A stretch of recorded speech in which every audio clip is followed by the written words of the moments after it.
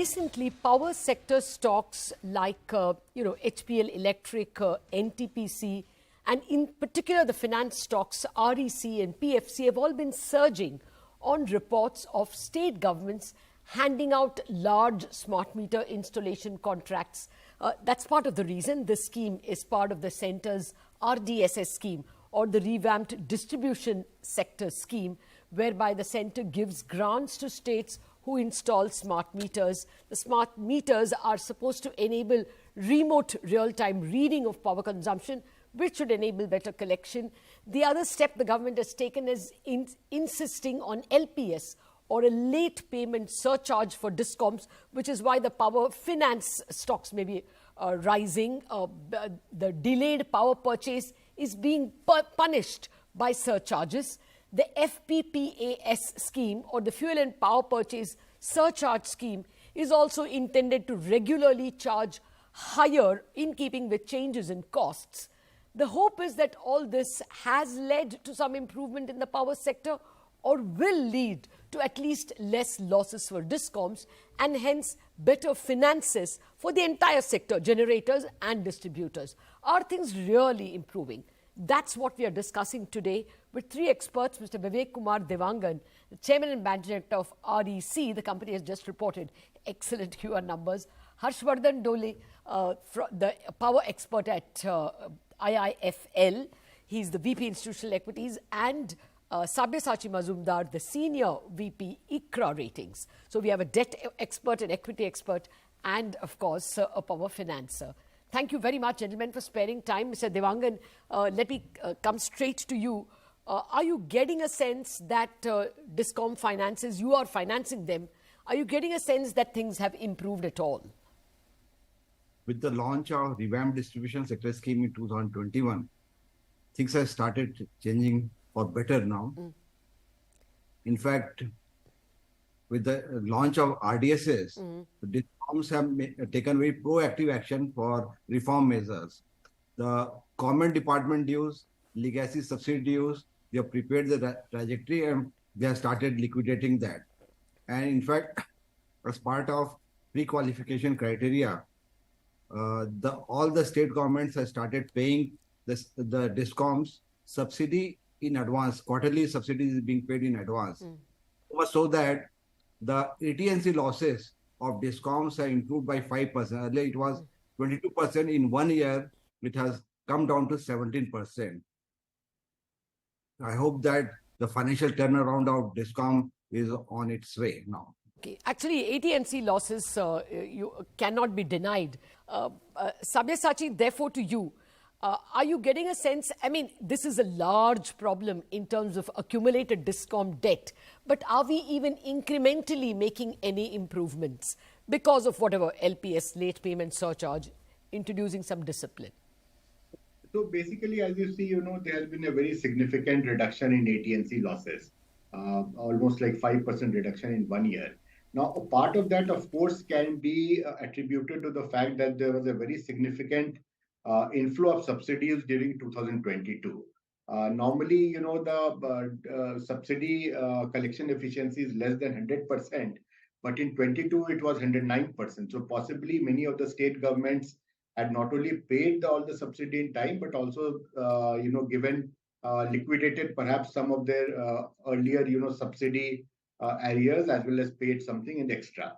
So that is definitely a very positive development for the overall sector as a whole, and has brought down the improved liquidity position. But again, whether it remains to be sustained, remains to be seen. Further, on T&D losses, for the overall T&D losses still remain somewhere around 17-18%, and we'll have to bring it down further so that the government's own target of bringing the overall AT&C losses to 12 to 15% on a sustained basis is achieved. Okay. So there is the current. We have seen a lot of progress, but still there's a fair way to go. Okay, just a word on this subsidies, which you are saying the state governments cleared on time in FY22.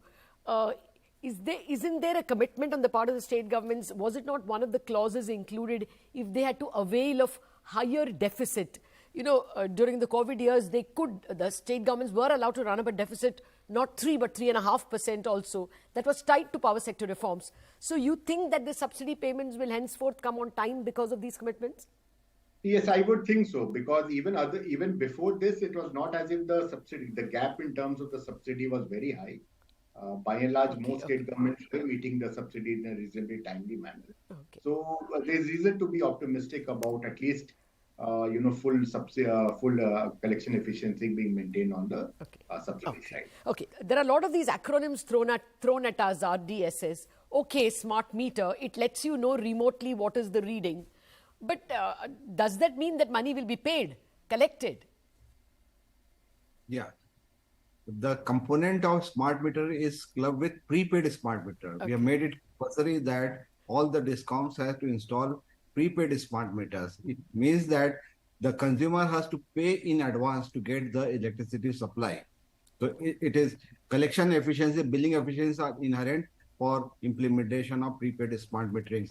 In the country, we have to install about 25 crore consumers are there. We have to install prepaid smart meters on Totex mode. We are also covering all the feeders and distribution transformers meter also we are assisting. So that will help in improving the collection and billing efficiency for discoms. Okay. And only it will reduce the AT&C losses also. I get that, sir. But from what we spoke to the power companies, most of them are not yet prepaid. But are there enough prepaid meters installed, Mr. Dewangan? The rollout of prepaid smart metering has just commenced actually. As of today, about 17.5 lakh prepaid smart meters have already been installed. The award for about 2.5 crore prepaid smart meter has already been placed by discoms. And in the next few months, the order for about 20 crore prepaid smart meters are going to be placed by the discoms. Okay, 20 crore households will cover about 100 crore people. That will be a very good number. But you're at the moment talking about lakhs. So to come back to you, Harsh, give us some idea, first of all, whether this will actually reduce losses, because at the moment, as Mr. Dewangan just said, it is, prepaid is still small. It's more smart meters. What is your sense in terms of both amount of coverage, numbers, timetable, and their ability to stop the bleeding of discoms? So firstly, it's a notable initiative and step in right direction. It allows elimination of human intervention in the billing process.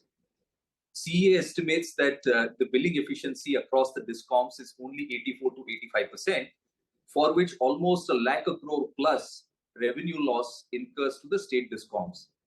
And it's actually far more than their annual losses. And to that extent, there is a need to automate the whole process of billing, etc. And to that extent, if the government is playing sort of carrot and stick approach for the state discoms to go ahead and implement smart metering, it's a great step. But having said that, it is not the only solution to revive the AT&C losses. I think once you automate the billing, second step is basically to improve the collection efficiency, which is a gigantic task considering what the Indian state level geopolitical situation is.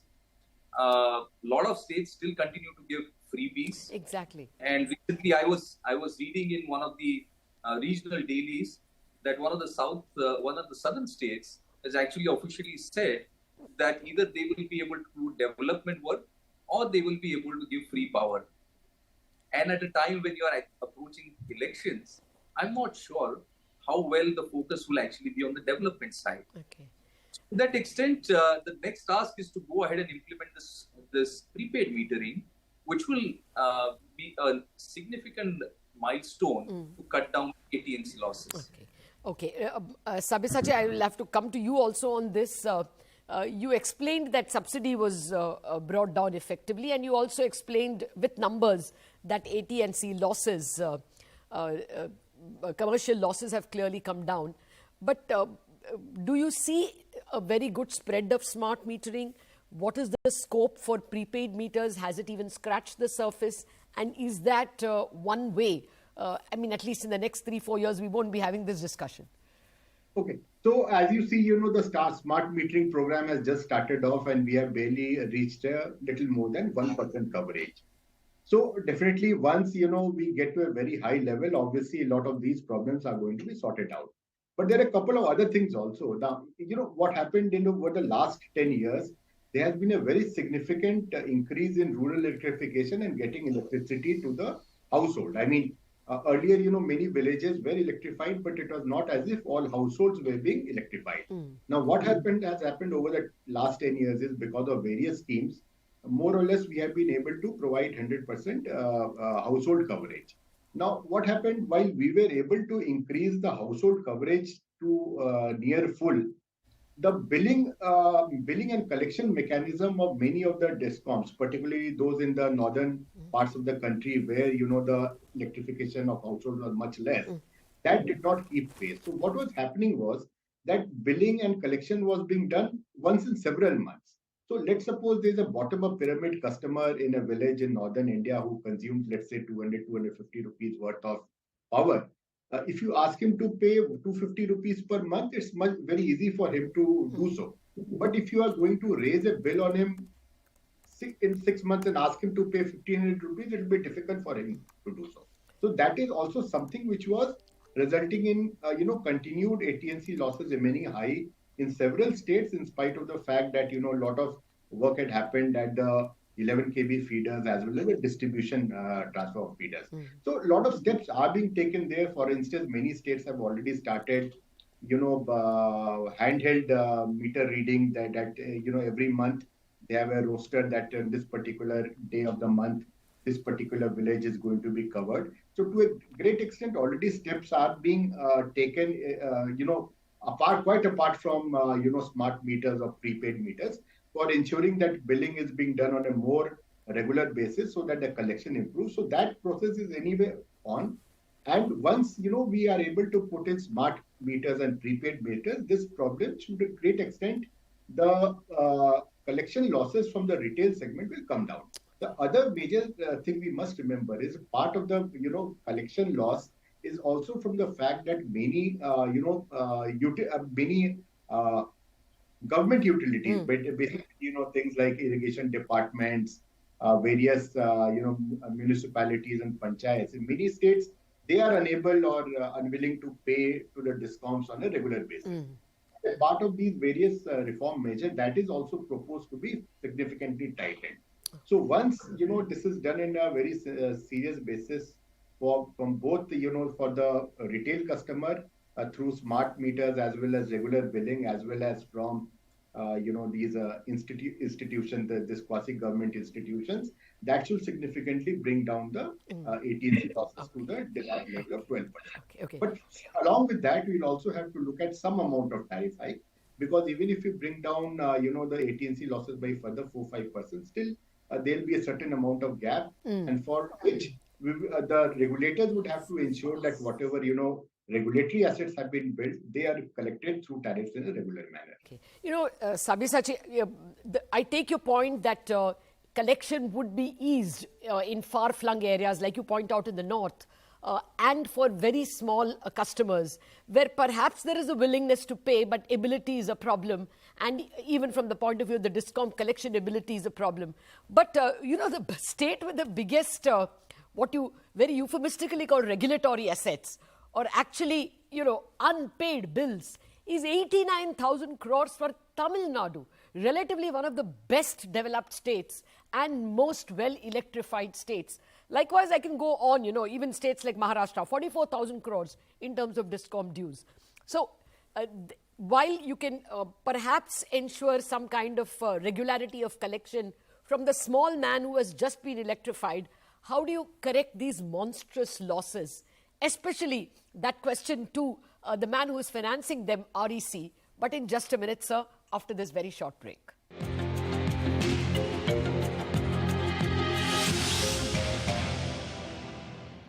I packed my bag.